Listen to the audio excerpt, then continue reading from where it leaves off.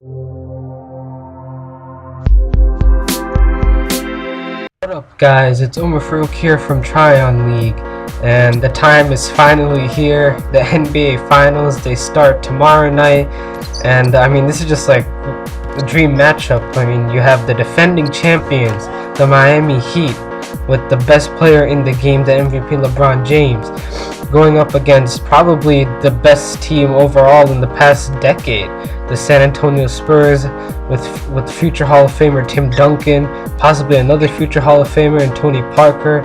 I mean, so this is going to be really good because both teams, they have legacies to uphold, and I mean, one team they're going to have their legacy cemented right after this series.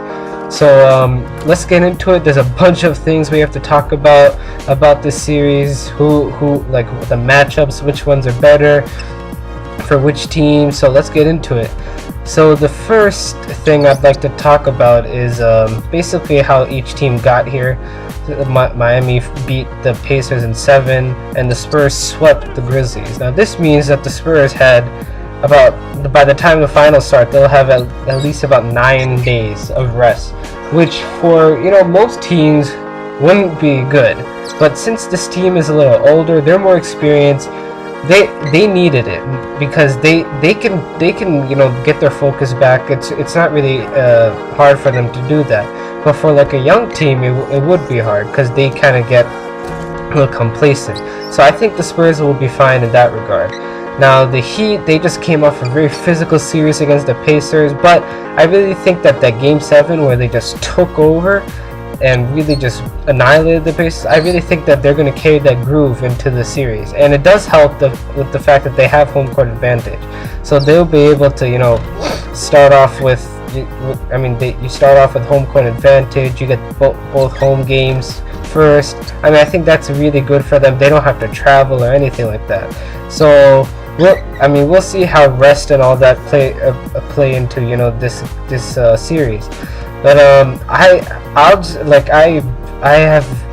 was thinking about my prediction, and I really think that the Spurs will win this thing, and I'm really thinking that it's going to be a 6 or 7 game series, either way, either Spurs or Heat. But I really think the Spurs got it because they just have a better, first of all, they have a better coach. Honestly, I mean, Eric Spoelstra is pretty good, but Greg Popovich is just a master, and they have great experience in terms of guys who have been in the finals.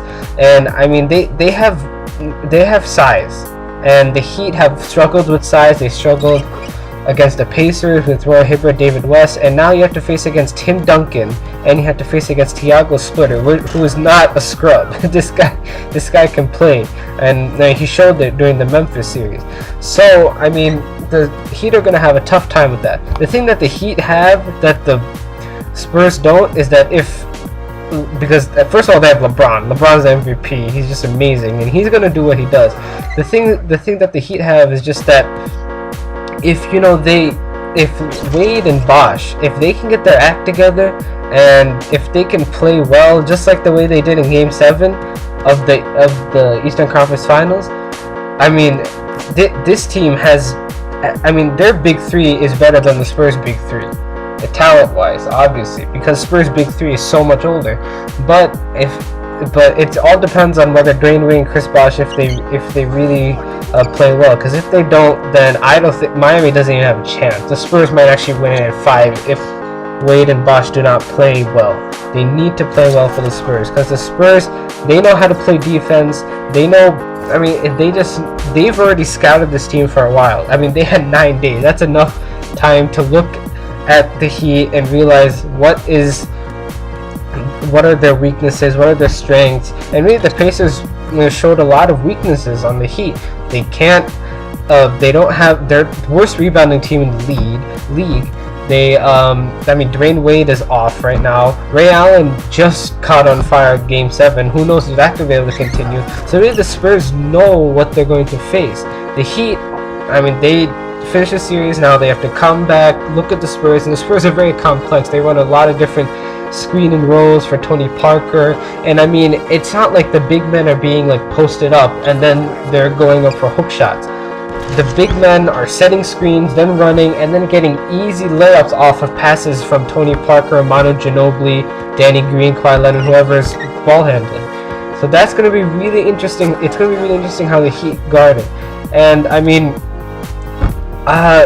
the defense for the Spurs is really good, and their bench is also very, very good. Their bench, they have a lot of depth on the bench. I can't really say that about the Heat. I mean, it's kind of on and off.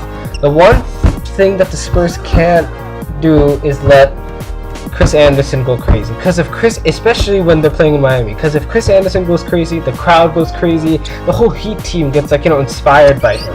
And the one person that the Heat can't let, you know, go crazy is Manu Ginobili. Manu Ginobili, he's been playing okay throughout the playoffs, hasn't been amazing, but if the Heat let Manu Ginobili dictate what he does on the offensive end, it's going to be a long series for the Heat, because Manu Ginobili, once he's on, it's pretty much over, because he can shoot and he can slash and he can really create for others.